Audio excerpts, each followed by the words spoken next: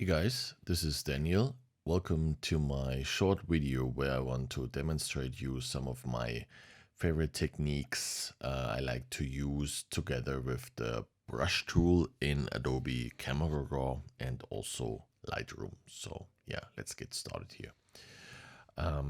Yeah, I'm here in Photoshop because I will use the Camera Raw filter to demonstrate you. It doesn't matter, the engine is the same as long as you're not intending to make any raw white balance adjustments, it's fine. And since we're using the brush tool, yeah, no problem at all. So I already created a background copy here, Camera Raw, and then I will go to Filter, Camera Raw Filter, and then I can start showing you some nice stuff here. This image is from Aldeafoss in Iceland. It's a wonderful place. It was a summer night with some pink clouds in the sky, so yeah, really cool. And the water action in the foreground was actually quite special. So, and that's what I want to work with here in this photo. And we will get started with the brush tool, like I said. So it's let's simply click on the icon up here, and then we are here in the brush tool. And first, let me shortly tell you how it actually works. As you can see, you have two circles.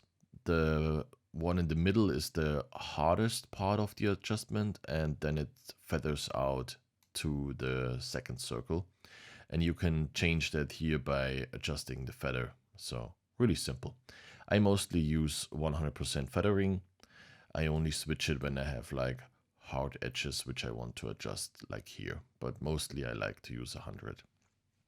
And yeah, here you can adjust the size, but you can also do it by right clicking and then going left or right. So super simple. I like to keep flow on 50. That's a good midpoint, and density on 100. So I paint in all the effect. All right. And I also have an auto mask function, which we will use on this image. That means that Photoshop helps you to guide your adjustment without touching areas you might not want to adjust. So it's not perfect, but it's quite powerful. And when you redo things by erasing, then it can be really powerful actually. And to get to the erase tool, you have to first of all make an adjustment here and then alt click, and then you will get to the erase tool as you see up here, and then you can remove it again. So quite cool. Okay, and what I also recommend is when you want to make multiple adjustments, you have to also pick multiple brushes. Otherwise, you will always make the same adjustment to the whole image, because yeah, it works like this. When you paint here, then you have the adjustment, and when you then paint here and you add up warmth, then you will also add warmth to the part you added before. So yeah, it's important to make some new adjustments with a fresh brush sometimes. Okay, so that's it. Now let me show you what I like to do here. First of all, I want to brighten the water a little bit, so by using exposure. And when I tick on this mask icon down here, I have a green color. I recommend picking a color which is not prominent in your frame. Then it's easier for you to see where the adjustment actually happens. And that's what we're doing here. So as you see, we're touching the foreground. You can turn it on, off, and then we can adjust it. And when we want to use the erase tool, you simply alt click, and then we can erase it in areas where we don't like it. And you see, since we picked a soft brush, it's having a nice transition effect here on the borders between the water and the rocks. But what we can also do is we can also add some clarity if we like. So that's also good to add local contrast to your image to further enhance the water action here, but without touching the rocks, since they're already quite textured. And when you add too much texture, it quickly looks unnatural. But what I actually want to show you, when we use the auto mask function and we make the same adjustments again, let's say we want to paint here, then you see that Photoshop actually did a really good job, or Camera Raw, well, but it is Photoshop, did a really good job in guiding our selection. Super cool. So they got better and better with it over the years. So you can trust on it actually quite well, as you see here also. Really cool. And like I said, you can always use the erase tool when it happens somewhere where you don't like it. And sometimes you have to overpaint some areas a second time so it works. But like I said, all in all, really powerful. You can also darken, brighten, add extra contrast, go down with highlights, whatever you like. But it's all happening in the water, not in the rocks. Yeah. So now let's do the same. Let's brighten the water a little bit and also add clarity. So that's how I would do it. Okay. And now let's add a new brush. And again with the auto mask function applied.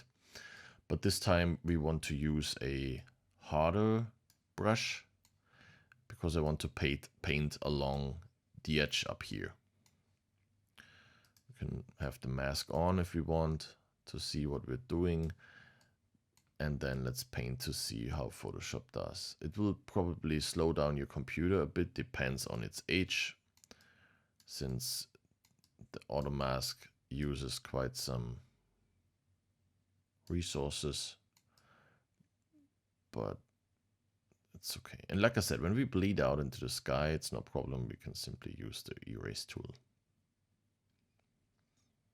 And you also have to paint a little bit out in the sky and rely on Camera Raw that it will make the adjustment for you.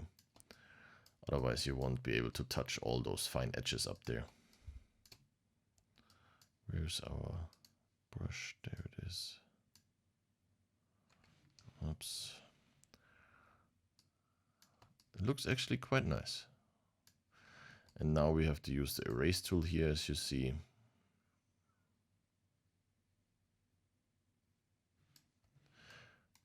Maybe a bit of a harder brush.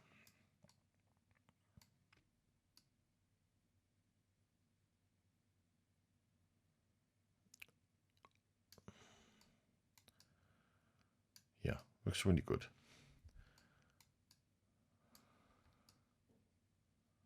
It's not perfect, like I said, but it's close. Especially when you're only editing with Lightroom or Camera Raw, then you have a really good alternative to luminosity masks, for example. Yeah, we can now paint on the rest of the rocks to get our feathered adjustment, our selection, I'm sorry. But you get the idea.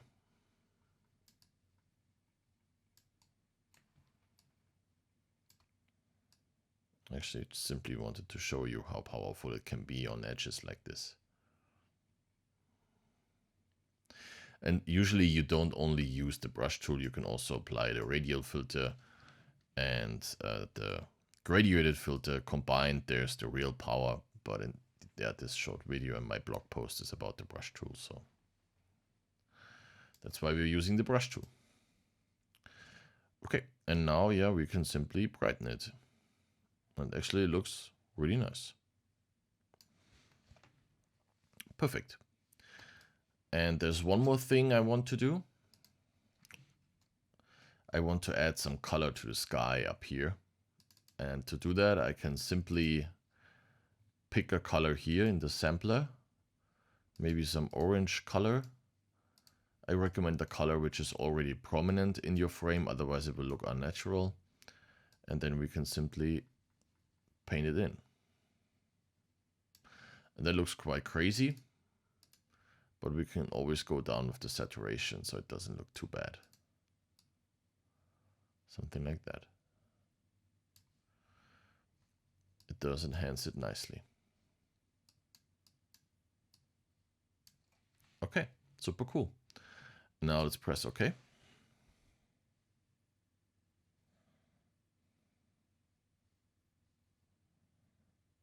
Takes a second until it rendered. There it is.